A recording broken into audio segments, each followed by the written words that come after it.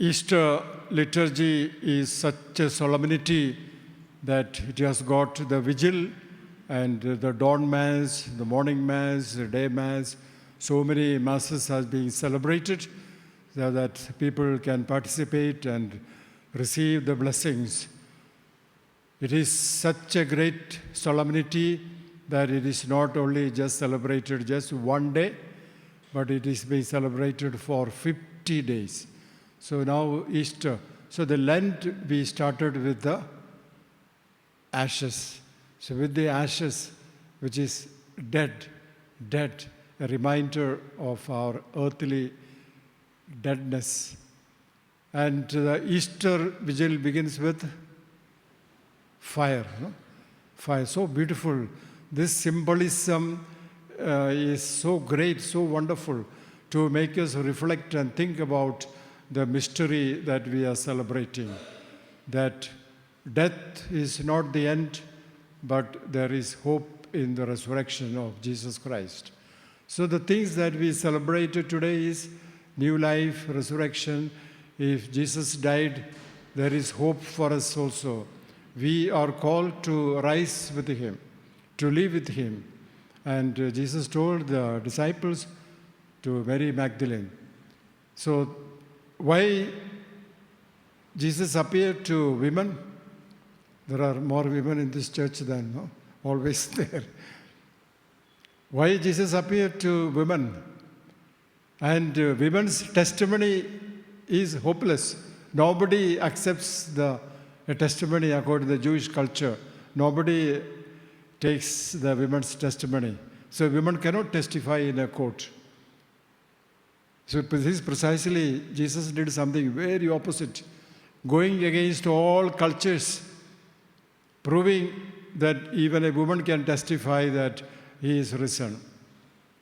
So it is not a simple matter of fact that we can prove it, but the proof of it is the disciples, the transformation. Many psychologists, I'm studying psychology and so on, psychologists say people don't need information, they need transformation. So Easter celebration is all about not information, not about teaching history, it is transformation. How Jesus has transformed the world. 2,000 years and more, 2,000 years more, we have been celebrating this event day in and day out. Every Sunday, liturgy is not celebrated only on Easter Day. Every Sunday is Easter, reminding us that Jesus is alive. We continue, the churches are increasing numbers. Believers are more and more convinced the truth of the reality of not information, but to the transformation, the lives that Jesus touched and transformed and changed. This psychiatrist who I was talking about says he has been counseling a person for 15 years. He has been putting in a lot of information. He has been angry. He is always angry. After 15 years, he has not changed. And he was wondering why this is happening. And he has understood that it is the childhood trauma of anger, reaction is coming, the wounds in his life. So he knows it. So that information, however, is not changing him. He is still angry. So the counseling has not helped. No transformation is taking place.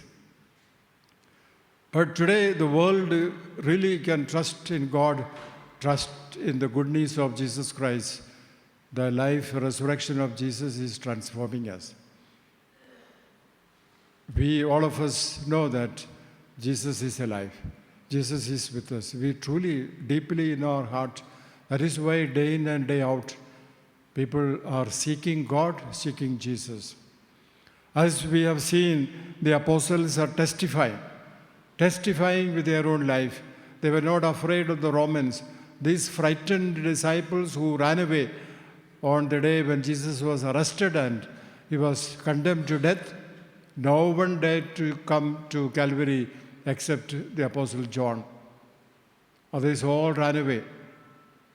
But after the resurrection, Jesus told them, go to Galilee. I am going ahead of you there. Why Galilee? Galilee was the beginning. Galilee of nations. Jesus is not only now for the Jewish nation, it is for the whole world. So that is why it's called the Galilee of nations. All the nations of the world, the good news is being proclaimed. Jesus' life is given there.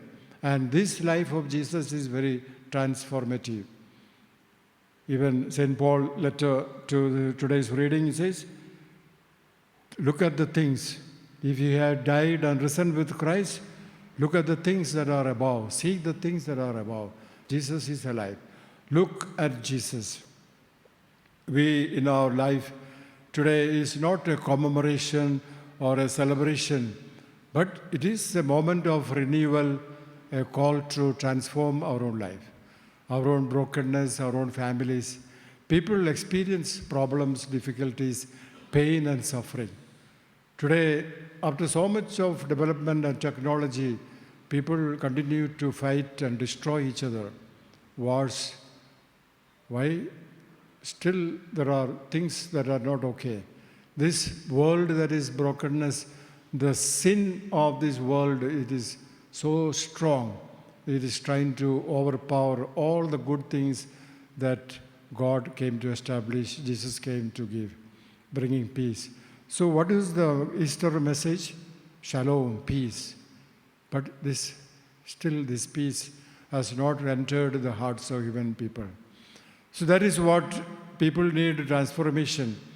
People need change, not information. So much of informations are there, but lives have to be changed with the good news of the gospel. So Mary Magdalene and so on, bringing good news. Jesus brought this good news. The Christmas day we read, peace to people of goodwill. So it is the goodness. More and more Jesus is trying to transform us, make us good people, better people. And that is that we need that openness and gentleness of this Easter. So the symbolism of the light, the candles, the fire, all these are very, very meaningful. Empty tomb. Empty tomb is not something that we need to prove. No, the apostles, Jesus appeared to human persons, the very close friends. This is the only time we know in the history that the tomb was sealed and soldiers were put into guarding. No other tomb in the history we have heard about that. But because they believed, the enemies all believed. Those who are supposed to believe, they did not believe. So that is the beauty of that.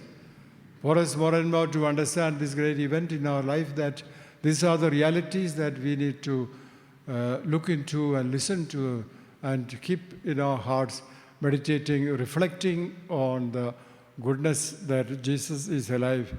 Through this, we can discover the living person, Jesus Christ, in our life.